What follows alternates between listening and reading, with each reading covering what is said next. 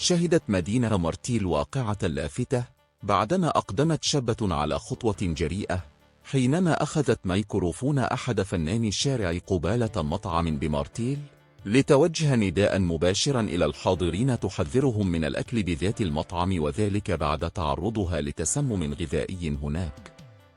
وخاطبت ذات الفتاة حشدا من المواطنين الذين كانوا يتناولون وجبة العشاء بمطعم لو كوان شو بمارتيل: ردوا البال، ما تأكلوش هنا، أنا كليت وتسمت. وقالت وهي تصرخ أنها تعرضت لتسمم خطير أدخلها المستشفى وما زالت تتناول الأدوية دون أن يعوضها المطعم أو يعتذر عن ما صدر عنه.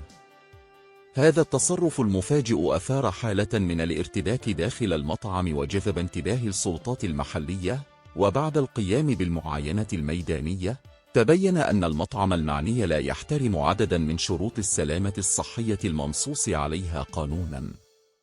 وعلى إثر هذه الخروقات صدر قرار إداري يقضي بإغلاق المطعم لمدة أسبوع في انتظار استكمال الإجراءات القانونية والإدارية اللازمة.